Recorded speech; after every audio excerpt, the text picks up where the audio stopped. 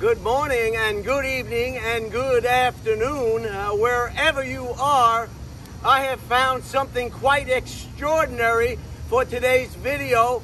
I hope it's framed properly. It was a difficult endeavor to frame it just right. What you're seeing behind me is probably the largest bonsai tree I have ever seen in my life. And I will get to that in just a moment. I had an Instagram presentation a couple of days ago, and I made a mistake in my nomenclature. Graceland in Memphis opened up to the public in 1992.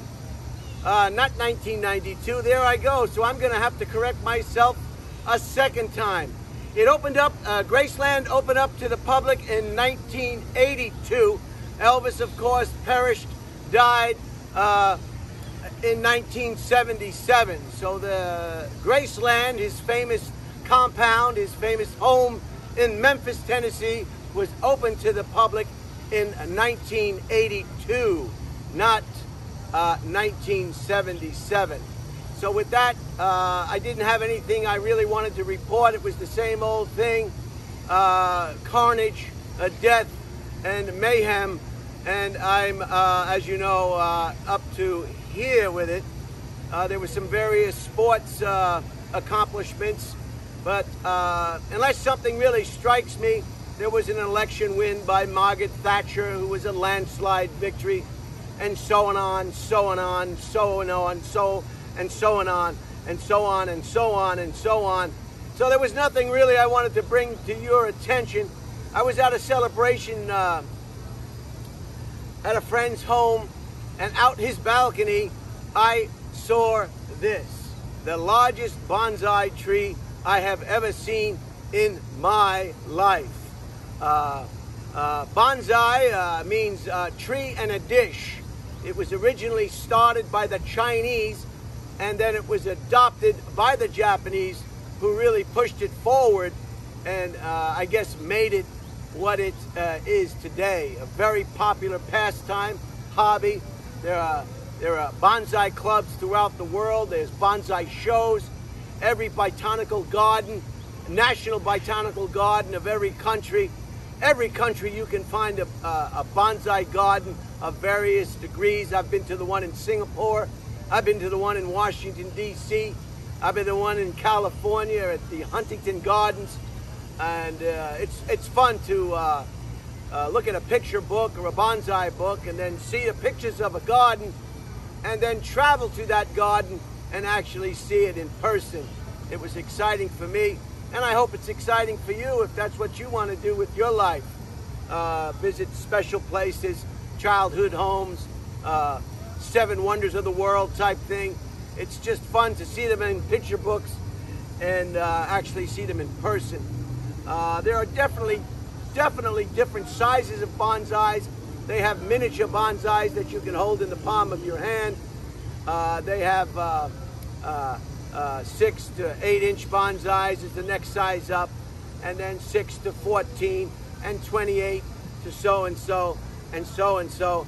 And then, of course, they're large bonsais, and now this. I don't know the history of this tree. It looks like it had grown someplace else. Maybe they're going to, maybe this tree will be the centerpiece for a new construction project, a condominium complex. Something will go here in this deep space. I was lucky the gate was not locked. I was able to come down here without scaling a fence. And here it is, and I just had to show it to you. It's just amazing. It's just amazing. I wish I knew exactly what kind of tree it is. It doesn't look like an oak tree, and I'm not going to guess to what it is. Maybe some of my viewers will be able to identify this particular tree. That breeze feels good. It's warm and humid again today in Austin. But there it is. The most largest bonsai that, oh, geez, this is sinking into the dirt here, the stool. and I guess I got to lose a few pounds. The largest bonsai that I've ever seen. So I'm going to just see if I can't give you a close-up view of the tree. Some of you at home can identify it better than I can at this point.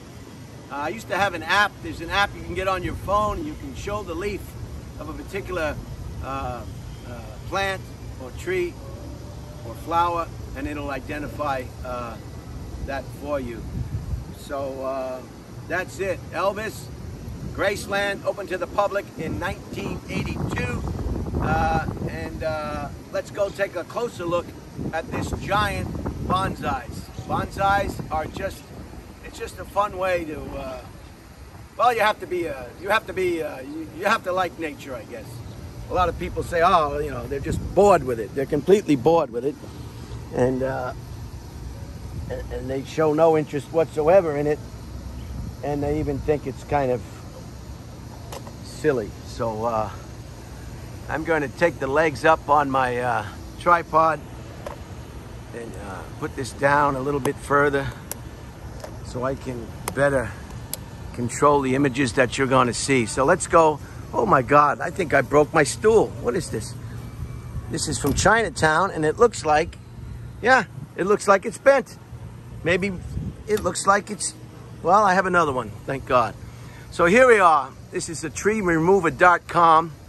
It looks like it's on some rollers here. Maybe that's how they got it here. I don't know. But let's just walk around so you can see it exactly what I'm seeing.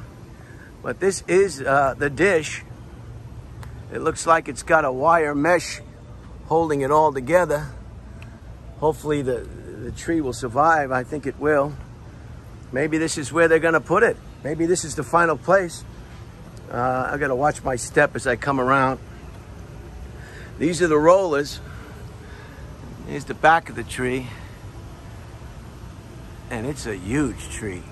God, maybe it's, I don't know. I just don't know the history of this tree. This is holding it all together with these straps. This must have been some job. I'm gonna try to climb up here and move it around, and you can just get a better idea of what I'm actually witnessing. I don't know if this is a permanent resting place for this tree. I guess I'm gonna have to do some research on this tree, where it came from, how long it's been here, and what they intend to do with it. I'm just watching my step. These are steel rollers. It looks like tubular steel rollers. And it's another shot of the tree. What time we got here? 8 minutes, not bad. And I just had to show you this. And we come to the last roller over here. This is the back end. And so there it is. Just to get an idea of just the mass I've never seen. You know, technically this would be considered a bonsai. Just because the dish is not ceramic, or it's not in the bonsai dish, it's still, I guess I should call these people right here. Treemover.com, and I'll get the whole history of this tree. I'll find out in a later video what kind of tree it was if nobody comes up with it. The leaves are kind of high up, so it's hard to identify the particular leaves on the tree when you can't get too close. I had that app, but I deleted it for some reason. And there it is. And I'll step back. I'll step back. And the sun is going to come right in the shot. There it is. One of the largest bonsais that you'll ever see. And I'm just gonna move back as far as I can. Wow, nice, huh? Totally alive. I don't see any dead branches, perhaps one over there on the right. But that could be just, it's not uncommon to have some dead branches on a healthy tree. They don't all take. Sometimes the other branches will shade out the sunlight, causing that branch to perish. That's why it's good to thin your trees. And this is a magnificent specimen. Look at this. Wow. So I don't know what's gonna happen. I'm gonna find out.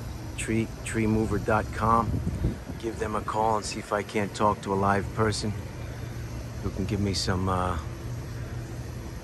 history on this tree and what they intend to do with it, where it came from, how old it is. I know it's quite old. It's got to be over, I don't know, 300, 400, 500 years old. Who knows?